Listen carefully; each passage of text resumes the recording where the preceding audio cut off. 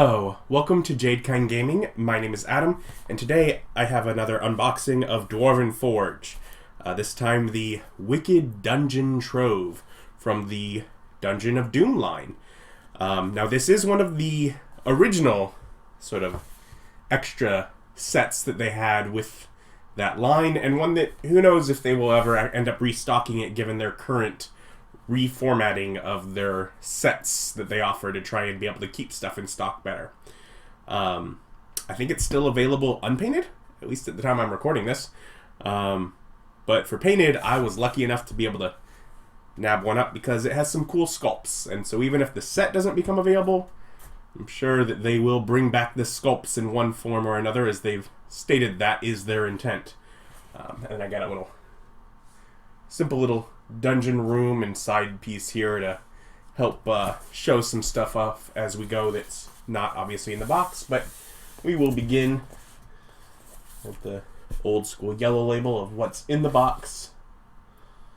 It is painted, 38 pieces.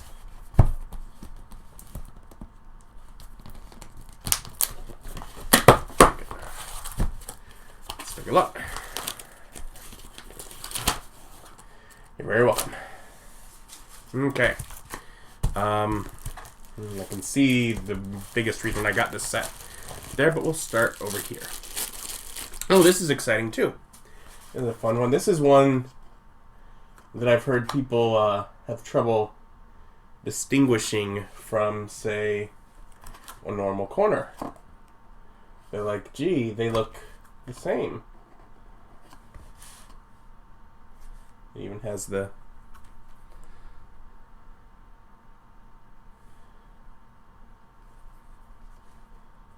here's where you can see the difference, though, isn't it? Yeah. So this one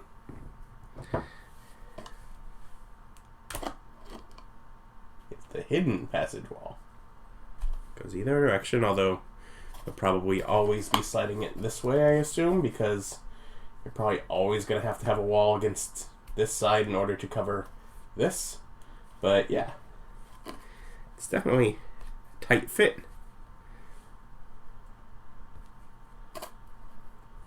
I feel like there could be a use for this somewhere else. But yeah. So the hidden passage wall.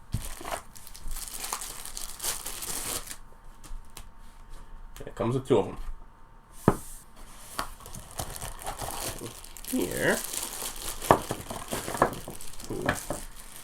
Here we have some doors that are on a diagonal. I think somewhere in there's gotta be. Well, we'll show off the other part of it. There's a backfill. But, so if we bring in our little room here.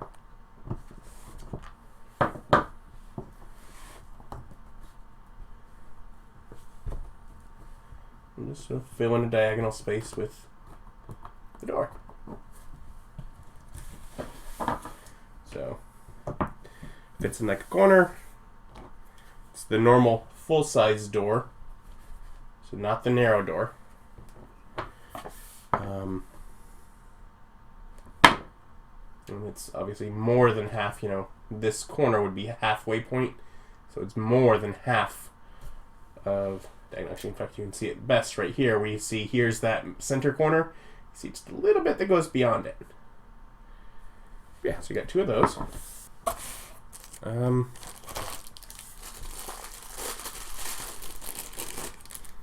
Have two of these weird looking gargoyles. Screaming mouths, feel like glowing eyes. The go kind of a corner if you want or something, or there's platforms for them, but to note, to set flat on this base here, their fingers go below the surface of it. So gotta be sitting on something, or I mean, they don't wobble that much, but weird gargoyle. Fine. So these are about the biggest reason I strive to pick up this set. So there are 8 of these. And they're these little flatback skulls, such. And if you have a normal wall, or rather a Dungeon of Doom wall, they just fit right in there. Yeah, they'll bounce out, but this weird chalice thing keeps them kind of sitting there. I don't know. I might double-sided tape or something temporary like that if needed to keep them from falling out. But if it's just a quick thing, they stay up. But yeah, so that adds a bit of a catacomb feeling to this. And I wonder, while it fits fine in these, it does not. These are too large to fit in the corners, so that is something I did not know, and figured I would point that out. These are too big. They do not fit in the corner walls. We got, here we have these little plinths. Now, in whatever corner wall, you have the little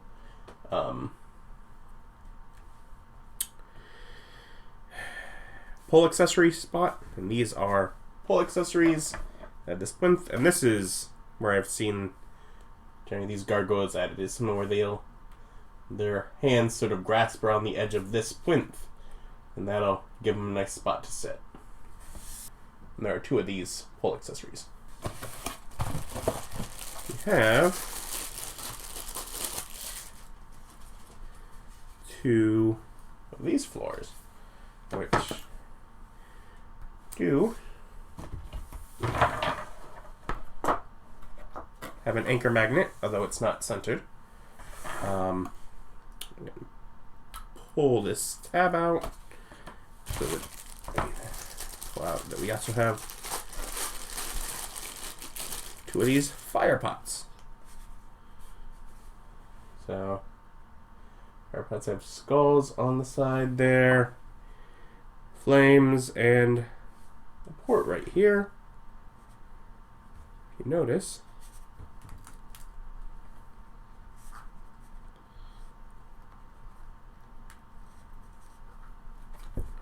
there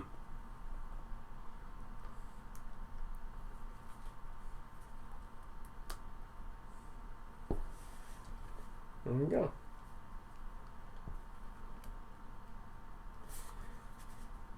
I will have to, this here is like too low. This other one looks taller, so that's probably how it's supposed to be. The other one's not quite seated properly, but if these are anything like any of the other ones of these, you can pretty easily take them apart. There we go. That one works like it's supposed to. I'll have to undo the screws in the bottom, and I can probably simply, like, something's misseated in there that this slides too low. But yeah, so fire button, yeah. Sometimes you do. Sometimes you gotta fix little things like that in these. But you'd have to open this up whenever the battery dies anyways to change the battery, so yeah, flickering little flame fire pot. Giant flame, really. I mean, mini for scale, very large flame. Oh, I found what we were looking for before. So these little spots, if you combine them, are smaller than a floor. Why would they be smaller? Oh, I know, of course.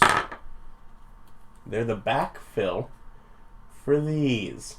So with this, Because obviously if you're going to have this door at the corner of the room, most likely there's something on the other end, and it's how you fill the other side so that you can continue the next room. So they have one of those for each of the corner doors that we got earlier. So these hollow sort of pillars take us from floor height almost to the top of the wall, and they have pull accessory port on the top, so you can that. So got a couple pillars there.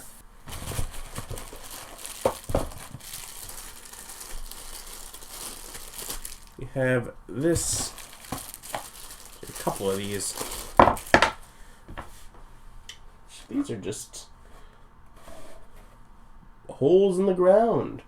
But from the side, you can tell that they line up with the normal floors. So you can put these in line in a room to make sort of a dug hole in the ground. But they take the burrows accessories. We get two holes. We have one thing of eggs here, and one spiked pit trap. So those are both options to put with them here. Of course, I have more of both of these, so if I wanted both to be eggs, I have more eggs from the Kree Colony set and such. So it's just more ways to put these accessories in your normal dungeon.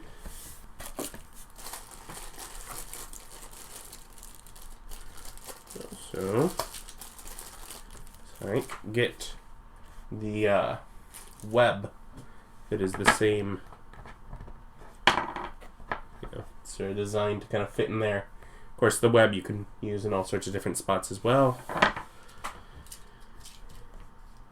We have, let me open this, two of these little manacle dudes. So if you have a magnetic wall, which I don't think this set includes, you can put him on the wall. Otherwise, I guess he could attach to the floor if the magnet on the lower floor is the right polarity.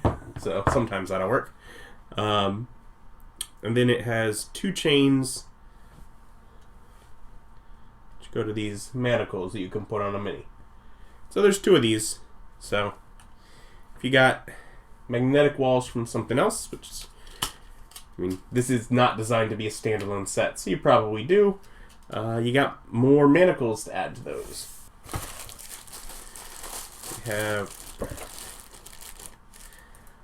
4 pillars that go to the height, from floor to ceiling here.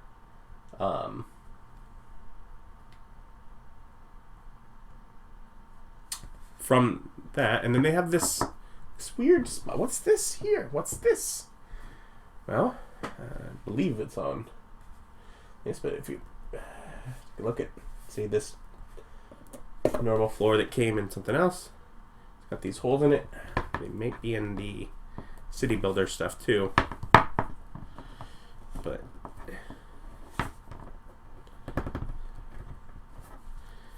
you can add those in. So in a room, you can have a raised platform if you want.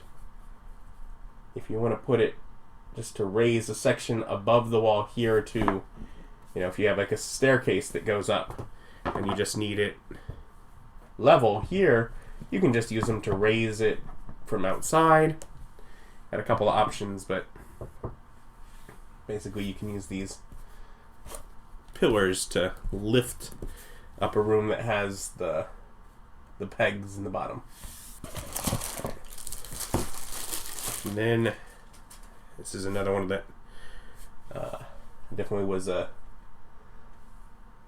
sales point for this set, the final one in the box. It does have a little bitty magnet in the bottom. It feels different. because I'm sure they had to pour the liquid in here. But